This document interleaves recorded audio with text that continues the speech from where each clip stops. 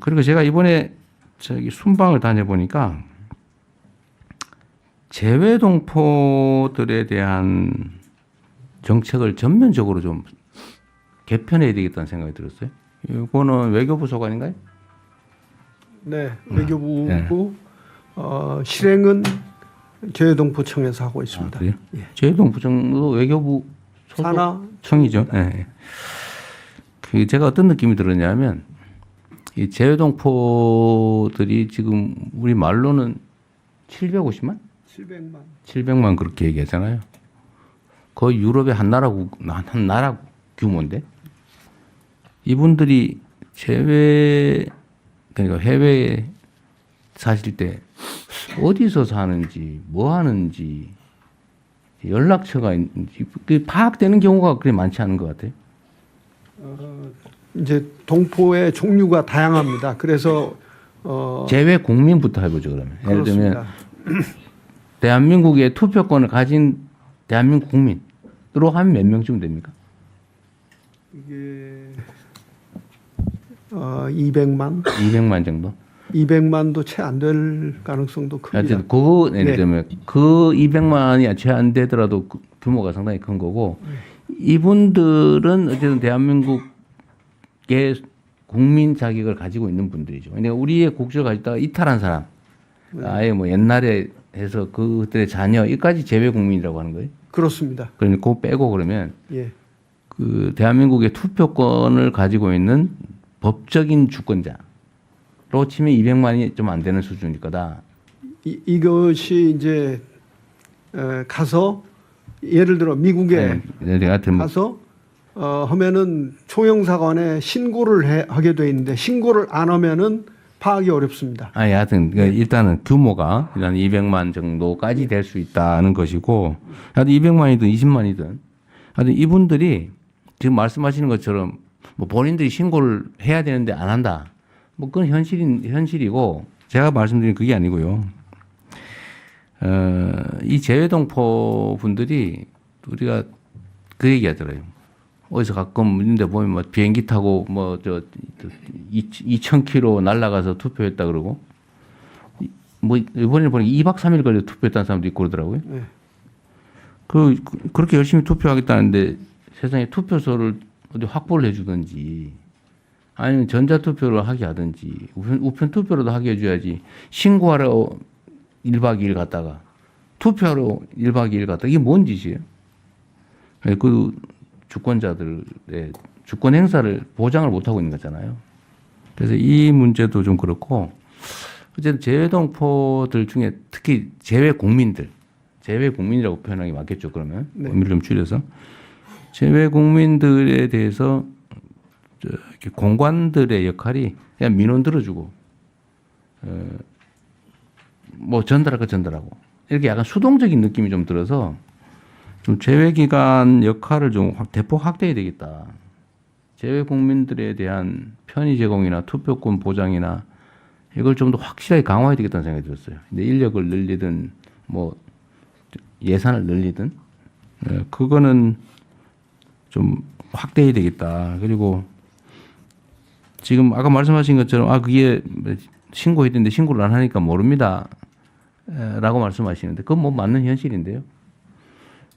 저는 예를 들면 커뮤니티 구성 활동도 지원하고 한인회 같은 뭐 예를 들면 그들이 어디서 뭘 하는지도 좀 적극적으로 파악도 좀 하고 예를 들면 미국에 간 사람들이 미국에 간 건 알 거 아니에요. 그것도 몰라요? 그러니까 미국에 입국을 했는데 미국에서 또 딴 나라로 갔을 수도 있다. 네, 그렇습니다. 최소한 미국을 간 사람은 알 수 있잖아요. 그것도 내가 보기엔 파악이 안 돼 있을 것 같아. 어렵습니다. 현실적으로. 네. 그러니까 아니, 어려운 건 맞는데 네. 그 어려움을 이겨내야 되겠다는 게 제 생각이에요. 네. 아니 그래도 최소한 파악을 해서 예를 들면 지금 파악률이 10%도 안 될 것 같아요. 공간이 어떻습니까? 재외 국민들을 이 사람들의 현재 하고 어디서 뭘 하는지 연락처라도 해서 이번에는 무슨 투표가 있습니다 이렇게 알려주고 이렇게 연락선이 닿는 사람이 재외 국민 중에 몇 퍼센트쯤 될 것 같아요. 제가 보면 10%도 안 될 것 같은데. 그보다는 좀 더 될 것 같습니다만은 예, 그러니까 한인 커뮤니티의 그러니까요. 중심점이 되는 뭐 교회라든지 이렇게 해서 그때그때 하고 있는데 이번 기회에 한번 그러니까요. 그 한 명 한 명을 귀히 여겨야 되는데 그냥 교회 뭐 교회 커뮤니티 무슨 뭐 인터넷 커뮤니티 한인회 뭐 이거 외에는 없잖아요. 네, 그 전에는 이제 학생들 그 자녀 하여튼 간에 그 자녀들 얘기는 하여튼 거기서 나와서 거기 그 나라 국민이고 지금 제가 말하는 건 제외 국민 투표권을 가진 이 나라의 법적 주권자 네. 중에서 현지 공간이 그 나라에 간 제외 국민 중에서 현실적으로 연결되고 파악되고 있는 사람이 우리 동사무소에서 동네 주민 파악하듯이 다 파악하고 있잖아요. 거기는. 그게 비율이 얼마나 될까 하면 난 매우 낮을 거라고 보고 그걸 최대한 높여야 되겠다 그 말씀 드리는 거예요. 네, 그렇게 아니, 노력해 보겠습니다. 네, 네. 예. 재외동포 대책 아니 뭐 재외국민, 재외동포 중에서도 재외국민에 대한 대책, 재외동포에 대한 대책도 당연히 필요하죠. 그러나 그 중에서도 재외국민들에 대한 대책은 지금과는 완전히 다르게 좀 접근했으면 좋겠다는 생각이 들었습니다. 그 다음에 마지막으로 요즘 이 혐오, 가짜 정보 이거 너무 심한 것 같아요. 이게 나라가 이러다가 금이 갈 것 같습니다. 뭐 물론 아직까지는 우리 국민들의 현명함 때문에 잘 견뎌내고 있지만 이게 지금 우리가 상식적으로 보면 도저히 말이 안 되는 가짜 뉴스, 가짜 정보, 허위 정보 이런 걸로 편을 지어 공격하고 조직하고 이런 사례가 너무 많은 것 같아요. 근데 이 가짜 정보나 이거에 대해서 좀 체계적 대응이 필요하지 않을까 싶습니다. 그냥 우리가 이거 문제가 있다 이런 정도만 생각하고 또 이런 것조차도 무슨 표현의 자유니 이래 가지고 그 좀 제재 단속하면 문제 제기되는 경우가 꽤 많은데 표현의 자유는 허위 가짜 정보까지 보호하는 건 아니죠. 특히 그 댓글이니 뭐 어디 요새는 보니까 대통령 이름으로 사기도 대통령이 뭘 했다고 그래서 나도 모르는 문서들이 막 돌아다닌다 그래요. 대통령 문서가. 이건 아주 일부에 불과하고 이 가짜 뉴스, 가짜 댓글 그것도 조직적 체계적으로 하고 있는 거. 이걸 우리가 너무 방치하는 거 아닌가 싶습니다. 그러니까 할 수 있는 방법 일단 조사나 아니면 포털에도 보면 이거 하는 사람이 몇이서 하거든요. 예를 들면 국민의 여론이라고 하는 게 이렇게 그 주권자 개개인의 의견들이 모여서 합당하게 전체 여론을 구성해야 되는데 극소수가 다수인 척 가장을 해가지고 이 조작을 하잖아요. 이건 민주 질서를 파괴하는 얘기죠. 그래서 이 문제에 대해서는 좀 이것도 한 부처가 해결할 수 있는 일은 아닌 것 같아요. 제일 중요한 건 행안부 같아요. 네. 경찰이 검찰, 하고요. 저기 법무부, 행안부. 또 그다음에 정보통신. 정보통신부. 그다음에 또 어디 있을까요? 언론을 빙자한 가짜 뉴스 뿌리는데 그거는 방통위? 문체부, 방통위. 근데 생각나는 대로 좀 묶어가지고 요 가짜 뉴스 대책은 전 정부 차원에서 한번 정리를 한번 해보시면 어떨까 싶습니다. 예. 정보통신부 그것도 해당이 돼 있고 그죠? 과기정통부. 저희가 모여서 한번 그거를 그러면 총리께서 그렇게 하겠습니다.